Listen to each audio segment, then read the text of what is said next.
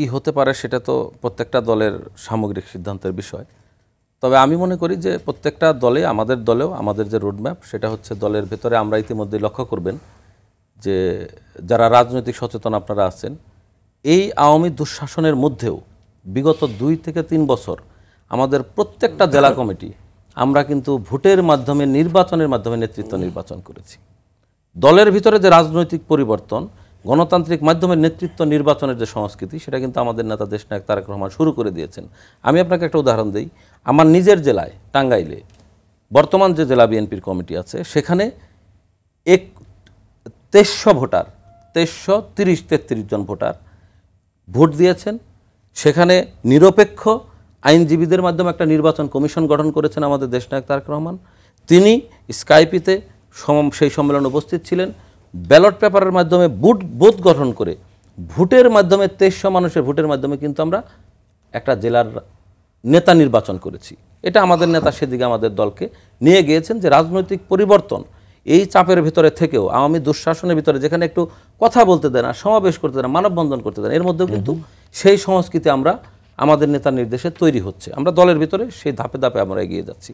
এখন আমরা যেটা মনে করি যে রাজনৈতিক সংস্কারের জন্য যে যৌক্তিক সময় এই সরকার, কারণ এই সরকারের প্রধান ডক্টর ইউনূস সাহেব, আমরা আমাদের দল বিএনপি সব সময় একজন সম্মানিত ব্যক্তি, নোবেল লরিয়েট, আমরা তার সম্মান রক্ষার জন্য আমাদের দলের সবসময় আমরা বলি। ডক্টর ইউনূস সাহেব তো রাষ্ট্রের সংস্কারগুলোর কথা বলেছেন, কিন্তু যেটা মাসুদ বাবু চেষ্টা করেছেন যে রাজনৈতিক দলগুলোর সংস্কার, সেই জায়গাটা আমরা তো দলের সংস্কার অলরেডি আমাদের শুরু হয়ে গেছে। আমি একটা উদাহরণ আপনাকে দিলাম যে আমাদের রাজনৈতিক ভিতরে রাজনৈতিক দলের যে সংস্কার, ভোটের মাধ্যমে, কাউন্সিলের মাধ্যমে নেতৃত্ব নির্বাচন করা, যোগ্য সঠিক নেতৃত্ব নির্বাচন করার যে প্রক্রিয়া আমাদের শুরু হয়ে গেছে, সেটা আমাদের চলমান।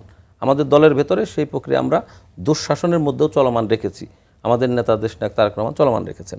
এখন আমরা যেটা মনে করি যে এই মুহূর্তে দেশের জন্য সবচেয়ে বড় যে প্রয়োজন, সেটা হলো প্রত্যেকটা প্রতিষ্ঠানের সংস্কার দ্রুত করা। এখনও দেখেন সেই নির্বাচন কমিশন, যে নির্বাচন কমিশন তাদের আইনের বাইরে গিয়ে সরকারের কথায় মধ্যরাতের নির্বাচন করেছে, ভোটবিহীন নির্বাচন করেছে। তাদের এখনও কারো বিরুদ্ধে কিন্তু কোনো ব্যবস্থা নেওয়া হয় নাই। এই নির্বাচন কমিশন এখনও ভাঙা হয় নাই। সেই দেখবেন আপনি বিভিন্ন জায়গায় যারা এইসব দুঃশাসনের সহযোগী ছিল, এই অলিগার্সরা, তারা এখনও বহাল তবিয়তে আছে। আমাদের কথা হচ্ছে যে এই সরকার, আমাদের পূর্ণ আস্থা এবং বিশ্বাস আছে।